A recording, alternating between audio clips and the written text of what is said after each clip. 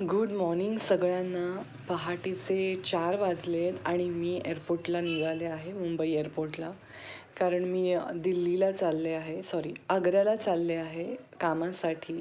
माझ्या कन्सर्टसाठी आमचा नवीन बँड आहे. बँड नवीन नाही आहे, मी बँडमध्ये नवीन मेंबर म्हणून जॉईन झाले आहे, ज्याचं नाव आहे कोकण कन्या बँड. तुम्ही इन्स्टाला जाऊन KKB टाईप केलं तर पिंक कलरचा लोगो येतो, त्याच्यामध्ये तुम्ही बघू शकता. तर सकाळची फ्लाईट होती, त्यामुळे वातावरण इतकं सुंदर होतं आणि खिडकीच्या बाजून बाहेर बसून बघायला किती छान वाटतं.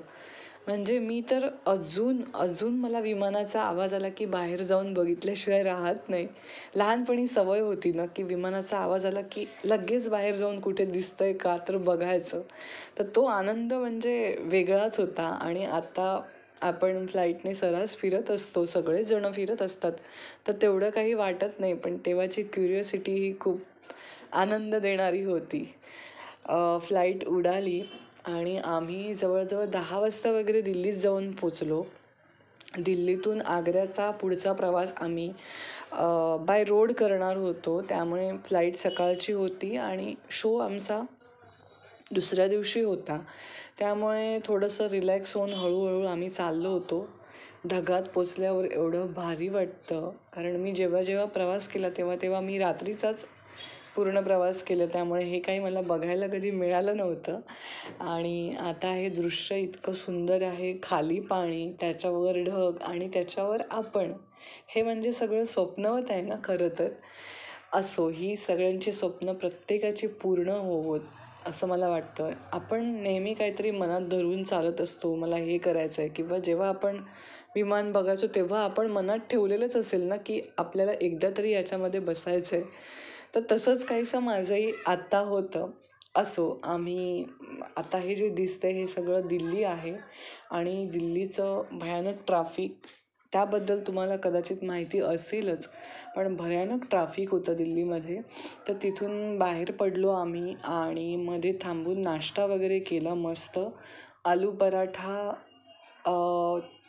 दही असं काहीचा आम्ही नाश्ता केला आणि आम्ही साधारण 4 तासामध्ये 4 ते 4.5 तास आम्हाला आग्र्यामध्ये पोचायला लागले. पूर्ण हायवे होता.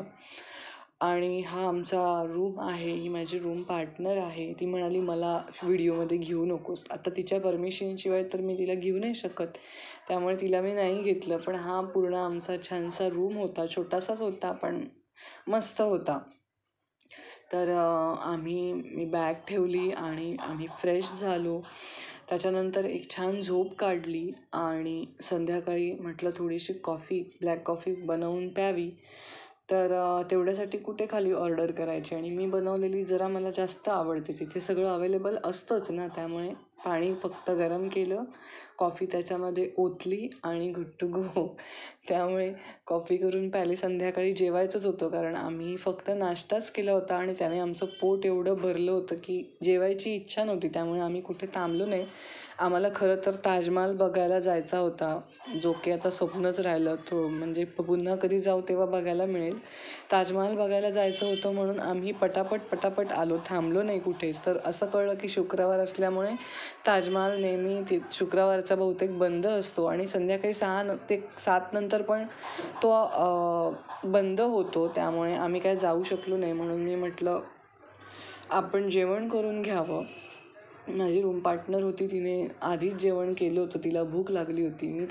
मी त्याच्यानंतर जेवायला घेतलं. ते लोक थोडेसे बाहेर भटकायला गेले, पण मी काही गेले नाही, कारण माझं प्रिपरेशन बाकी होतं. मला गाण्यांची तयारी करायची होती आणि असं काही टेन्शन असलं की मला दुसरं काही सुचत नाही. कारण स्टेजवर गेल्यानंतर तुम्ही काहीच करू शकत नाही, काहीच नाही. तुम्हाला तोंड बघत बसावी लागतात. त्यामुळे स्टेजवर जायच्या आधी नेहमी व्यवस्थित तयारी करूनच जायचं. तर दुसऱ्या दिवशी सकाळची ही गोष्ट आहे आणि हा आमचा व्हेन्यू आहे. इथे आमचा कार्यक्रम होणार होता. जवळजवळ पॅलेससारखंच हे 5 स्टार हॉटेल होतं आणि इथला एरिया अतिशय सुंदर होता. इथले वाईब्स वेगळेच होते आणि या हॉटेलचं जेवण पण अतिशय अप्रतिम होतं, मला खूप आवडलं.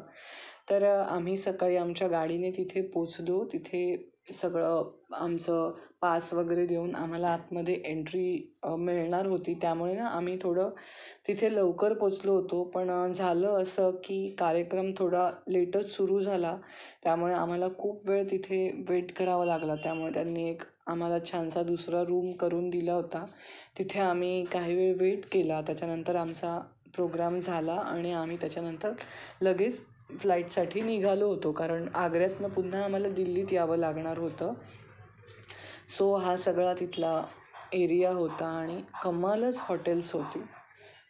आग्र्यामध्ये म्हणा किंवा जयपूरसारख्या ठिकाणी जिथे आता सारखे लोक जातात, तिथे हॉटेल्सची कमी नाही आहे. तिथे भरपूर हॉटेल्स असतात आणि अतिशय सुंदर असतात.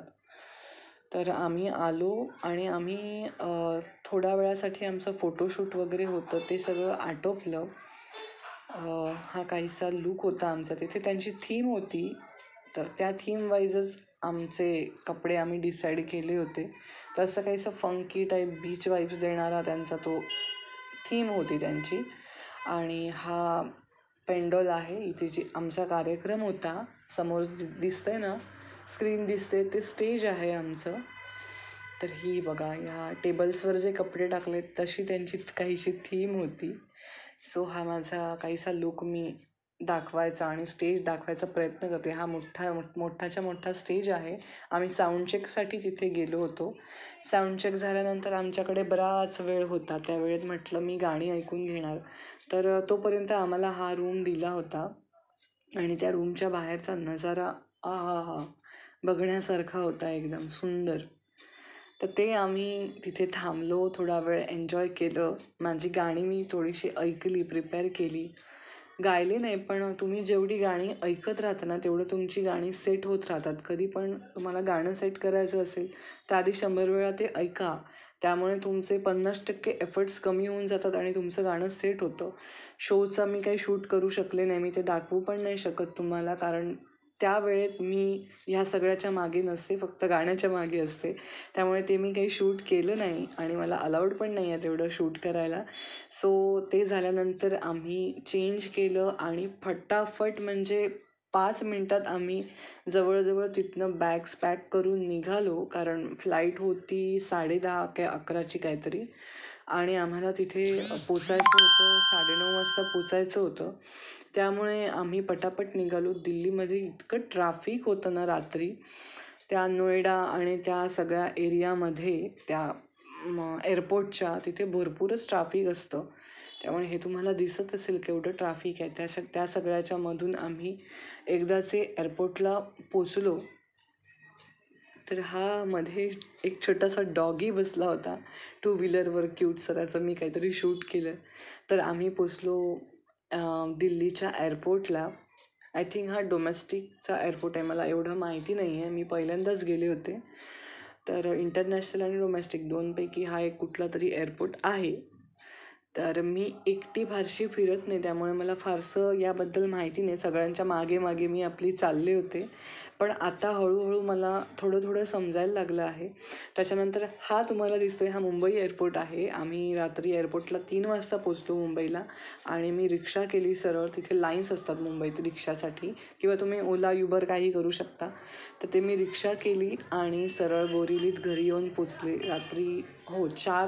3 वाजता सुटलो आम्ही, 4 वाजता मी घरी येऊन पोचले. तुम्हाला कळलं असेल आजूबाजूला जी मंडळांची सगळी गणपती मंडळांची सजावट दिसते, त्यावरून तुम्हाला कळलंच असेल की मी मुंबईत पोचले. तर मुंबईत पोचले आणि घरी जाऊन मस्तपैकी झोपून दिलं. असा माझा हा सगळा व्लॉग होता. खूप छान प्रवास झाला. थँक्यू.